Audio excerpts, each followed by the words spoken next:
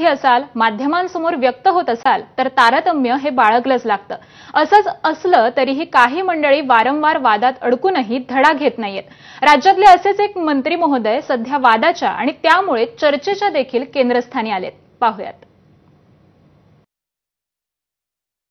मला रमी खेळताच येत नाही। विजा झाले तिजाची वेळ आणू नका। प्रश्न असा आहे, राजीनामा देण्यासारखं घडलं काय? मी काय कोणाचा विधेयभंग केलेला आहे, मी चोर केलेलं आहे, शेतकऱ्यांच्या विरोधात निर्णय घेतलेला आहे। सोमवारी नाही तर मंगळवारी त्यांना बोलून त्यांच्याशी समोरासमोर चर्चा करणार आहे। विधानसभेच्या सभागृहात बसून पत्त्यांचा डाव मांडणाऱ्या कोकाटेंची आता खैर नाही, असा एक प्रकारे इशाराच कोकाटेंचे बॉस आणि उपमुख्यमंत्री अजित पवारांनी दिला। रमी खेळलोच नसल्याचं सांगत कानावर हात ठेवणाऱ्या कोकाटेंचा युक्तिवाद अजित पवारांना तितकासा पटला नसल्याचं त्यांच्या आविर्भावावरून दिसतंय। इजा झाला बीजा झाला असं म्हणत अजित पवारांनी कोकाटेंच्या चुकांचा हिशेब एकदा करायचाच असा निश्चय केल्याचं दिसतंय। कोकाटेंचा फैसला करण्यासाठी दादांनी पुढच्या आठवड्याची वेळ मुकरर केली।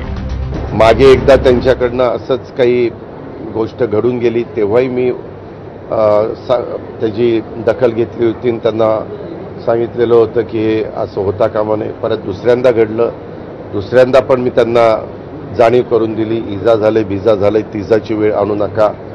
परंतु आता ह्या बाबतीमध्ये ते म्हणतायत मी ते करतच नव्हतो। नक्की काय आहे हे निष्पन्न होईलच। मी सोमवारी मी आहे का नाही, सोमवारी मी असेल तर सोमवारी नाही तर मंगळवारी त्यांना बोलून त्यांच्याशी समोरासमोर चर्चा करणार आहे आणि त्याच्यानंतर मी काय तो निर्णय घेणार।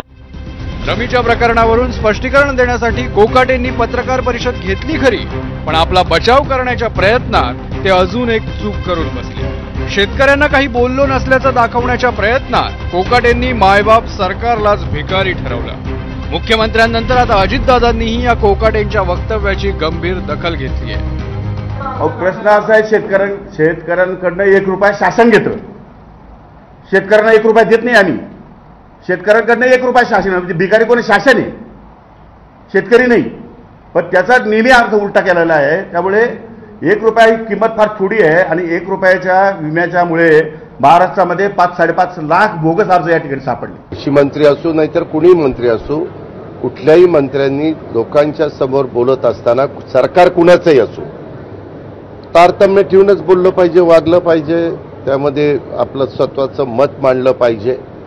हे सगळ्यांनी ह्याच्याबद्दलचा कुठंतरी आपण काही बंधनं स्वतःला पाळून घेणार आहोत का नाही, त्याचं भान प्रत्येकाने ठेवलं। दुसरीकडे कोकाटेंच्या राजीनाम्यासाठी अजूनही विरोधकांकडून ठिकठिकाणी आंदोलन सुरूच आहे। कोकाटेंवर कारवाई होत नाही तोपर्यंत आंदोलन सुरू ठेवण्याचा इशारा विरोधकांनी दिलाय। जबाबदार पदावर असताना सुद्धा इतका वेळ त्यांच्याकडे आहे। गरीब रोज 8 आत्महत्या शेतकरी तिथं करत आहे आणि यांच्याकडे इतका वेळ आहे की ते रम्मी त्या ठिकाणी नाही तर पत्त्याचा खेळ त्या ठिकाणी खेळतात। मग कुठं ना कुठंतरी त्यांच्या पक्षाकडनं कारवाई झालीच पाहिजे। जोपर्यंत कारवाई होत नाही, निर्णय त्या बाबतीत होत नाही, आम्ही आणि शेतकरी या बाबतीत आंदोलन नाही तर विषय आणि मुद्दे त्या ठिकाणी मांडतच राहू। कोकाटेंच्या मुद्द्यावरून वंचितच्या प्रकाश आंबेडकरांनी मुख्यमंत्र्यांवर तोफ टाकली। मुख्यमंत्री जे आहेत हे आता पंतप्रधानाच्या रेसमध्ये लागलेत असं मी त्या ठिकाणी मानतो। हिंदी लागू करण्याच्या पाठीमागे ते लागलेले आहेत। तेव्हा आपल्याला विरोधक कोणी नको आहे राज्यामध्ये, त्याच्या मंत्री कितीही चुकला असेल तरी त्याला ब्र शब्दाने विचारायचं नाही, असंच एक धोरण मुख्यमंत्र्यांचं त्या ठिकाणी दिसतंय। दुसरीकडे रमी खेळतानाचा कोकाटेंचा व्हिडिओ नेमका कुणी शूट केला त्याच्या मुळापर्यंत जायचं विधिमंडळ प्रशासनानं ठरवलंय। विधिमंडळातल्या अधिकाऱ्यांनी सभागृहाची रेकी केली। कोकाटे यांचा व्हिडिओ सभागृहातल्या गॅलरीमधून रेकॉर्ड केल्याचा विधिमंडळ अधिकाऱ्यांना संशय। यावरूनच आता व्हिडिओ सर्वात आधी चव्हाट्यावर आणणाऱ्या रोहित पवारांनी हल्लाबोल केलाय।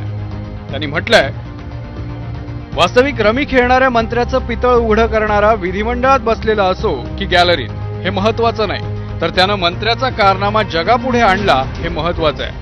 उद्या व्हिडिओ काढणारी व्यक्ती पुढे आली तर राज्यातील 4 कोटी शेतकऱ्यांसह महाराष्ट्र तिचा सत्कारच करेल। एकीकडे कोकाटेंवरून महाभारत सुरू असताना ते स्वतः धुळे, जळगाव आणि नंदुरबारच्या दौऱ्यावर गेले. कृषी मंत्री पदावर राहून कोकाटेंनी आतापर्यंत केलेली वक्तव्य नेहमीच वादाच्या भोवऱ्यात सापडली आहे. एका वादावर सारवासारव करताना नव्या वादाला जन्म ही कोकाटेंची जणू खासियतच बनली आहे. आता हा रमीचा डाव कोकाटेंवरच उलटणार का? आणि आतापर्यंत जीवदान मिळालेले कोकाटे आता मात्र या डावात हरणार का? हे अजितदादा पुढच्या आठवड्यात कोणता न्यायनिवाडा करतात यावर अवलंबून आहे. ब्युरो रिपोर्ट, एबीपी माझा. पुढची बातमी पाहूयात. यावर्षी जानेवारी महिन्यात प्लॅस्टर ऑफ पॅरिसच्या मूर्ती घडवणं, विसर्जन करणं यावर पूर्णपणे बंदी घालण्यात आली होती. त्यामुळे पीओपी मूर्तिकार अडचणीत आले. त्यांनी याचिका दाखल केली. मात्र गणेश चतुर्थीच्या महिनाभर आधी पीओपी मूर्तिकारांना दिलासा देण्याचा निर्णय उच्च न्यायालयानं दिलाय. पीओपी मूर्तींवर घातलेली बंदी